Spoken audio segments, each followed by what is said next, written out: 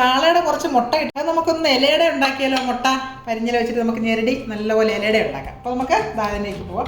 പച്ചമുളക് എടുത്തിട്ടുണ്ട്, കുറച്ച് ഉള്ളി അരിഞ്ഞെടുത്തിട്ടുണ്ട്, പിന്നെ ഇച്ചിരി ഇഞ്ചി. പിന്നെ അതിനകത്തോട്ട് നമ്മളിടാൻ പോകുന്നത് തേങ്ങയാണ്. 3-4 സ്പൂണ്. നമുക്ക് ആവശ്യത്തിനുള്ള ഉപ്പിട്ട് കൊടുക്കാമേ.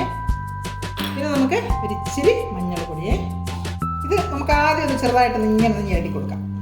നമ്മളിപ്പോൾ ഉള്ളിയും തേങ്ങയും എല്ലാം കൂടി ഞെരടി കേട്ടോ. അപ്പോൾ അതിലേക്ക് നമുക്ക് നമ്മുടെ പരിഞ്ഞൽ ഭയങ്കര ടേസ്റ്റായിട്ടോ. ഇങ്ങനെ ചാളയുടെ മുട്ട വെച്ച്, ചാളയുടെ മുട്ടയാണ്, നല്ല പറഞ്ഞെടുക്കണം കേട്ടോ.